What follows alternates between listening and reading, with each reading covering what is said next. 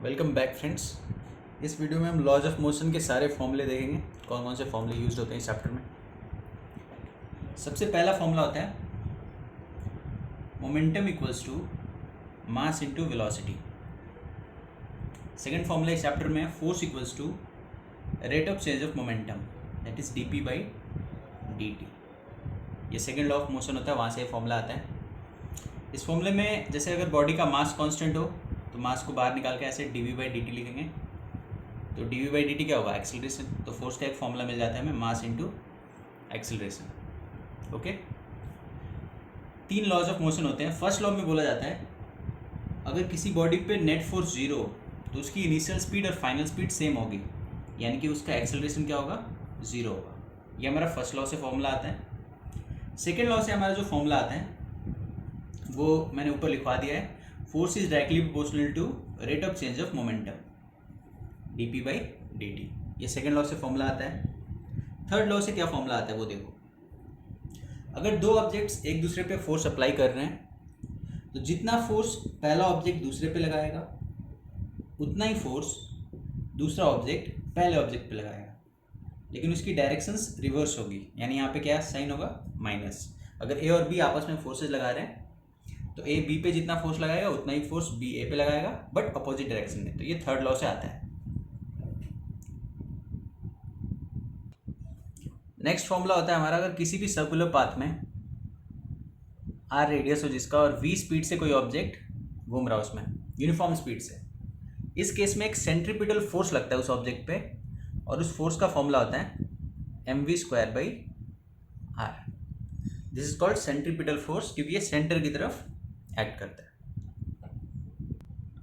Next formula हमारा है, किसी भी बॉडी का पहले जो फ्री बॉडी डायग्राम जैसे ड्रॉ करते हैं, और कोई m मास का ऑब्जेक्ट कहीं पे रखा हो किसी सरफेस पे, तो इसका फ्री बॉडी डायग्राम किस टाइप बनता है। किसी बॉडी का डाउनवर्ड डायरेक्शन में वेट एक्ट करता है जिसको हम mg लिखते हैं।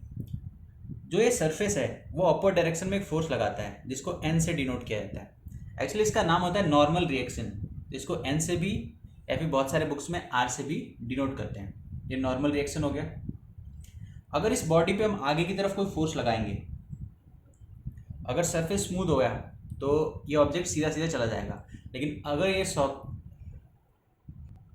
अगर ये सरफेस स्मूथ नहीं हो, रफ हो, तब इस पे बैकवर्ड डायरेक्शन में एक फोर्स एक्ट करता है। उस फोर्स को हम फ्रिक्शन फोर्स कहते हैं। इक्वेशन होता है कि जो फ्रिक्शनल फोर्स होता है वो डायरेक्टली प्रोपोर्शनल होता है नॉर्मल के। नॉर्मल भी याद रखना कॉन्टैक्ट फोर्स होता है, और ये फ्रिक्शन भी कॉन्टैक्ट फोर्स होता है। तो frictional force is directly proportional to normal. यहाँ से कांस्टेंट आता है जिसको म्यू से डिनोट करते हैं, और इस म्यू को बोलते हैं हम coefficient of friction. Coefficient of friction. Okay, तो जब भी किसी ऑब्जेक्ट पे हम फोर्स लगाएंगे उसके अपोजिट डायरेक्शन में एक फ्रिक्शन जरूर एक्ट करता है। ये बॉडी तब तक मूव नहीं कर सकती जब तक इस फ्रिक्शनल फोर्स की वैल्यू इसके बराबर या इससे ज़्यादा है, लेकिन जब फ्रिक्शनल फोर्स से ये फोर्स ज़्यादा हो जाएगा तब ये बॉडी मूव करना स्टार्ट हो जाएगी। अब ये जो फ्रिक्शनल फोर्स है वर्सेस अप्लाइड फोर्स, और किसी बॉडी का ग्राफ ड्रॉ करें हम frictional force versus applied force का, तो पहले ग्राफ ये सीधा जाता है फोर्स वाला, मीन्स दोनों एक दूसरे के इक्वल रहते हैं। फिर एक मैक्सिमम वैल्यू पे पहुंच के थोड़ा सा डिक्रीज होकर आगे बढ़ता है। अब इन वैल्यूज़ को देखना हमें क्या है। यहाँ पे जो फ्रिक्शनल कोफिशिएंट लगता है वो अलग होता है, उसको म्यू के लिखते हैं, और जो टॉप पॉइंट पे फ्रिक्शनल कोफिशिएंट लगता है उसको म्यू एस बोलते हैं। अब ये म्यू एस और म्यू के क्या है समझो। जैसे कोई बॉडी रखा हुआ है रेस्ट पे, अभी हम सामने की तरफ जब फोर्स लगाते हैं तो ये तब तक मूव नहीं करता जब तक एक मैक्सिमम वैल्यू ऑफ फ्रिक्शन तक नहीं पहुंच जाता। और वो जो मैक्सिमम वैल्यू लगती है फ्रिक्शनल फोर्स की, मैक्सिमम वैल्यू जो होती है वो होता है म्यू टाइम्स नॉर्मल। यहाँ पे एस लगता है, स्टैटिक फ्रिक्शन कहते हैं इसको। अगर ये बॉडी मूव करना स्टार्ट हो जाए तब जो फ्रिक्शन की वैल्यू होती है वो इससे थोड़ी सी कम लगती है, क्योंकि जो स्टैटिक फ्रिक्शनल कोफिशिएंट होता है उससे वो काइनेटिक से थोड़ा सा ज़्यादा होता है। ठीक है, ये वही वैल्यूज़ में डिफरेंस है।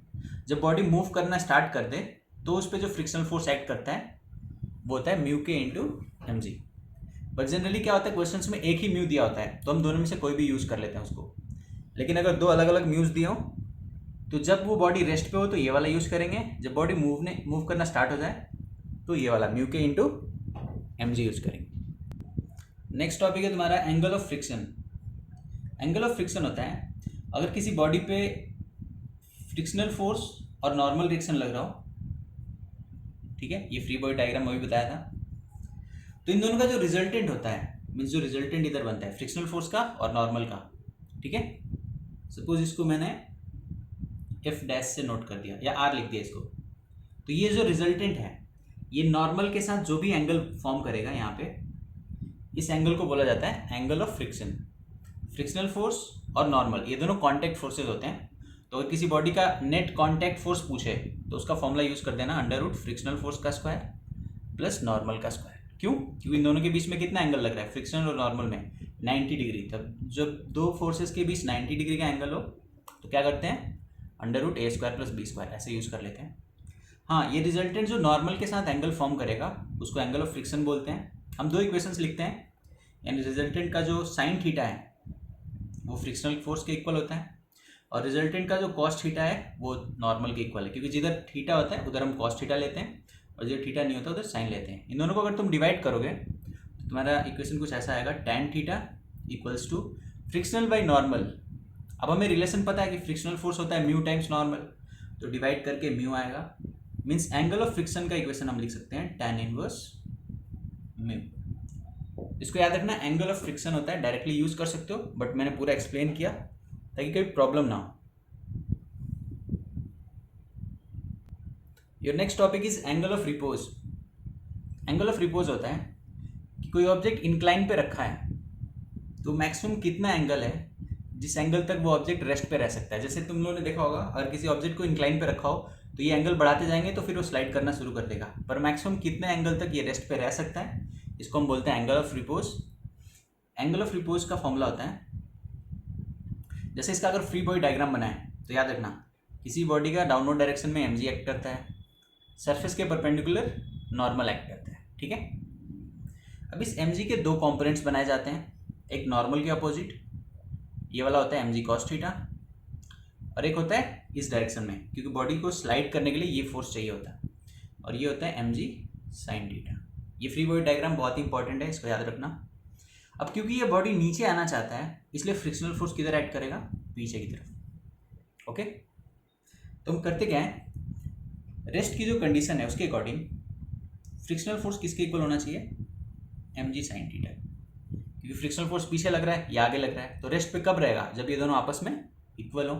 फ्रिक्शनल फोर्स होता है म्यू टाइम्स नॉर्मल, तो हम इसको लिख देंगे म्यू टाइम्स नॉर्मल है हमारा mg cos थीटा, क्योंकि ना तो ये बॉडी अपवर्ड जा रही है ना डाउनवर्ड जा रही है, तो नॉर्मल किसके इक्वल होगा, mg cos थीटा। यहाँ से जब हम सॉल्व करते हैं तो म्यू की वैल्यू आती है, mg से mg कैंसिल आउट हो गया, sin theta by cos theta, ये आ गया tan theta, that is theta = tan inverse mu. ये भी बिल्कुल पहले वाले जैसा है, तो इसको याद रखना, एंगल ऑफ रिपोज और एंगल ऑफ फ्रिक्शन दोनों सेम होते हैं, फॉर्मूले उनके नोट कर लो।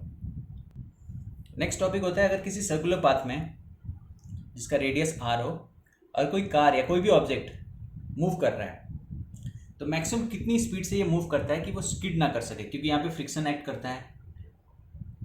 तो देखो जैसे बॉडी का मास m है तो डाउनवर्ड डायरेक्शन में कौन सा फोर्स लगता है, mg, ऊपर की तरफ लगता है नॉर्मल।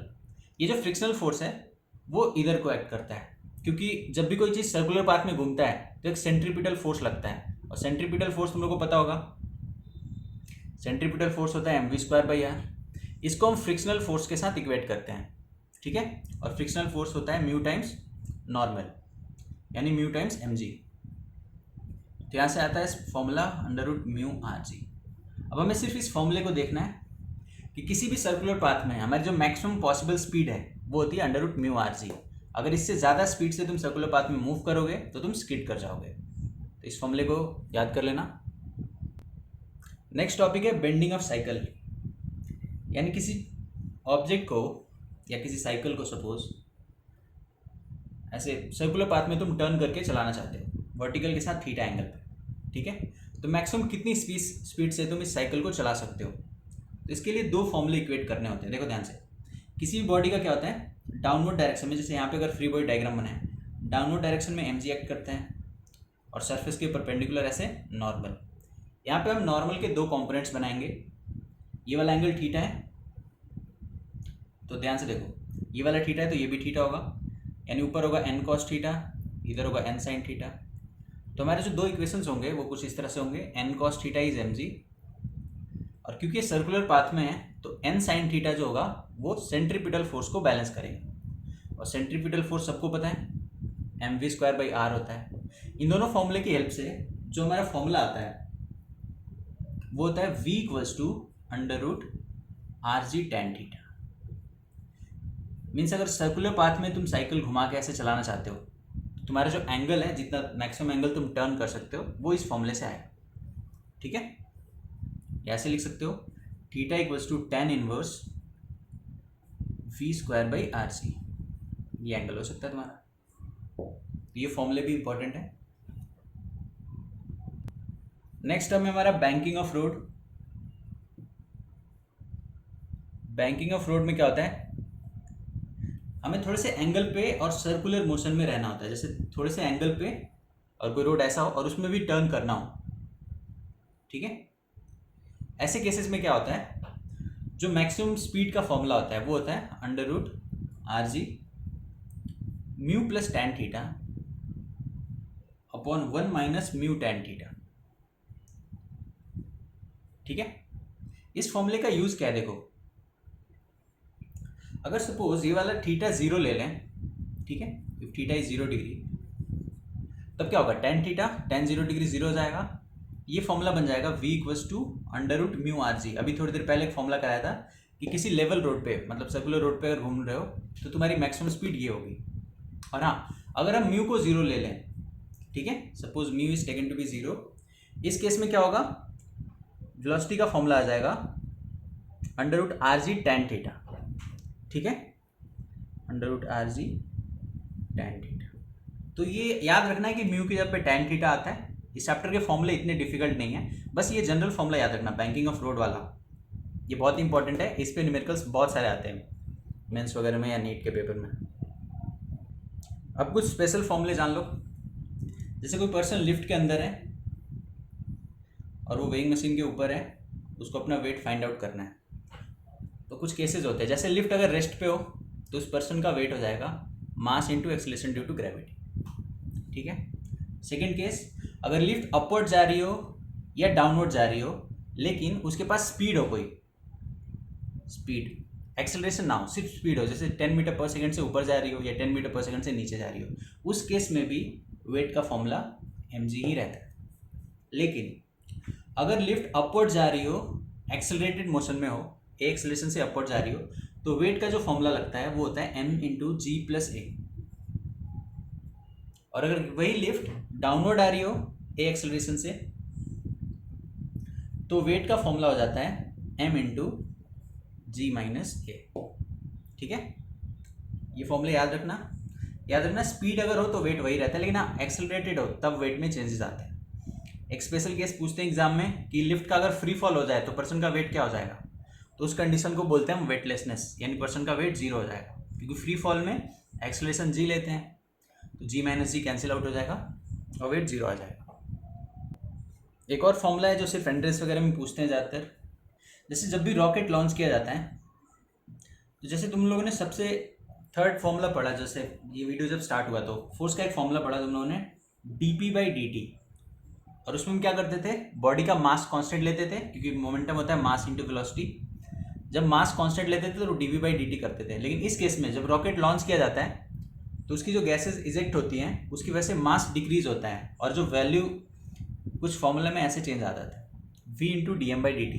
तो रॉकेट के केस में फोर्स का फॉर्मूला थोड़ा सा चेंज होता है, क्योंकि मास चेंज हो रहा है लेकिन स्पीड क्या रहती है, कांस्टेंट रहती है। ओके, आज के लिए इतना ही। See you in the next video, all the best.